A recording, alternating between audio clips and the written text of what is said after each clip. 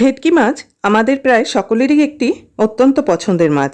ভেটকি মাছ দিয়ে তৈরি নানা রকম স্ন্যাক্স আইটেমের মতো ভাতের পাতে খাবার জন্য এই মাছ দিয়ে তৈরি আলু দিয়ে ভেটকি মাছের ডালনার রেসিপিটিও খেতে দুর্দান্ত লাগে। একদম ঝামেলাহীন সামান্য কিছু মশলার সংমিশ্রণে তৈরি এই রান্নাটি ভাতের পাতে মন কাড়বেই। তাহলে চলুন রেসিপিটি শুরু করা যাক। নমস্কার বন্ধুরা, প্রতিভা রান্নাঘরে সকলকে স্বাগত। ভেটকি মাছের ডালনা বানাতে আমি 4টে ভেটকি মাছের পিস নিয়েছি। মাছগুলোতে এখন খানিকটা লবণ আর হলুদ দিয়ে ভালো করে মাখিয়ে নেব। মাছে লবণ আর হলুদ ভালো করে মাখিয়ে নিয়েছি। এবার এখানে একটা বড় সাইজের পেঁয়াজ ছাড়িয়ে নিয়েছি। পেঁয়াজটাকে দেখুন এরকম ডুমো ডুমো করে কেটে নিয়েছি। এখন মিক্সিং জারে 3টে শুকনো লঙ্কা ছিঁড়ে দিয়ে দিচ্ছি। ঝালটা অবশ্যই নিজেদের পছন্দ মতো দেবেন। দিয়ে দিচ্ছি 1/2 ইঞ্চি টুকরো করে কাটা আদা, 1/2 চামচ গোটা জিরে, চাইলে জিরের গুঁড়োও দিতে পারেন। কেটে রাখা পেঁয়াজ থেকে কিছুটা পেঁয়াজ দিয়ে দিলাম যাতে মশলাটা ভালো করে পেস্ট হয়। আর এই মশলার সাথে খানিকটা জল দিয়ে মশলা ভালো করে পেস্ট করে নেব। এবার একটা কড়া গরম করে তাতে কিছুটা সর্ষের তেল দিয়ে দিলাম।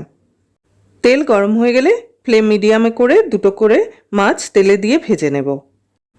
খুব কড়া করে মাছ ভাজবো না, ভেটকি মাছ বেশি কড়া করে ভাজলে খেতে কিন্তু ভালো লাগে না। মাছগুলো এপিট ওপিট উল্টে ভালো করে ভেজে মাছগুলো তেল থেকে তুলে একটা পাত্রে রেখে দিচ্ছি। এভাবে আমি 4টে মাছই ভেজে নিয়েছি। এইবার কড়াতে যেটুকু তেল রয়েছে ওই তেলেই 1/4 চামচ গোটা জিরে ফোড়ন দিয়ে দিলাম। জিরে লাল করে ভেজে নিয়ে কেটে রাখা বাকি পেঁয়াজ তেলের ওপর দিয়ে দিলাম। গ্যাসের ফ্লেম হাইতে করে পেঁয়াজ লাল করে ভেজে নেব। যে কোনো ডালনা বা কারির ক্ষেত্রে কিছুটা পেঁয়াজ এভাবে তেলের ওপর ভেজে নিয়ে রান্না করলে গ্রেভিটা কিন্তু বেশি থকথকে হয় না।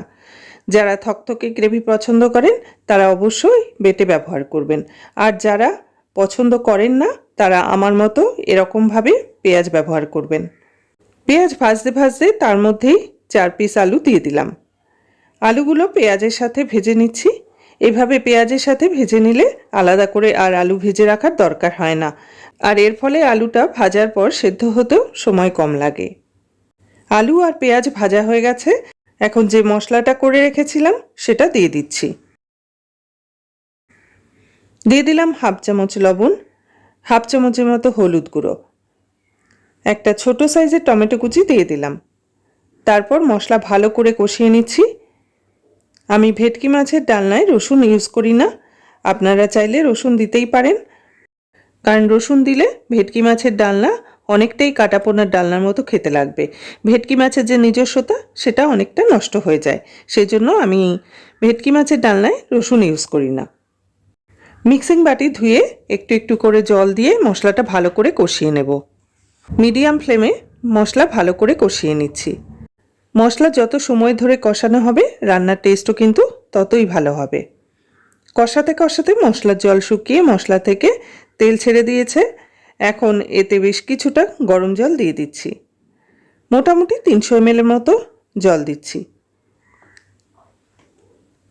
কারণ আলু সেদ্ধ হবে, তারপর মাছগুলোও কিছুটা ঝোল টেনে নেবে। ঝোলের সাথে আলু সেদ্ধ করে নিচ্ছি। আলু প্রায় 80% সেদ্ধ হয়ে গেছে। এখন লবণ চেক করে নিচ্ছি। লবণ আমার দরকার নেই, তবে আপনাদের যদি লবণ কম থাকে তাহলে এই সময় অবশ্যই লবণটা দিয়ে নেবেন।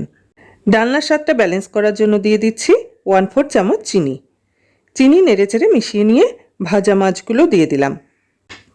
ভেটকি মাছ যেহেতু নরম মাছ তাই বেশি সেদ্ধ করার দরকার নেই। ঝোলের সাথে মোটামুটি 3 থেকে 4 মিনিট ফুটিয়ে নিলেই যথেষ্ট।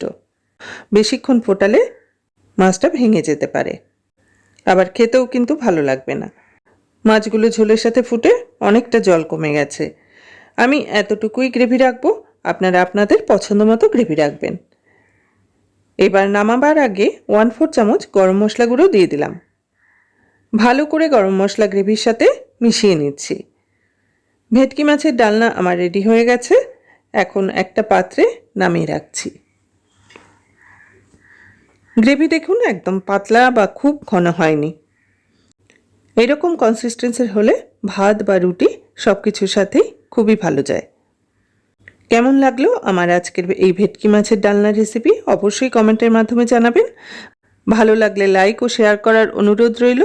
আমার চ্যানেলে নতুন বন্ধু হলে চ্যানেলটি সাবস্ক্রাইব করে পাশে থাকা বেল আইকনটি অন করে দেবেন। তাহলে আমি চ্যানেলে যখনই কোনো ভিডিও আপলোড করি না কেন সরাসরি তার নোটিফিকেশন আপনার কাছে পৌঁছে যাবে। পুরনো বন্ধুদের ধন্যবাদ জানিয়ে নতুন বন্ধুদের স্বাগত জানিয়ে আজকের মতো বিদায় নিচ্ছি। সকলে ভালো থাকবেন, সুস্থ থাকবেন।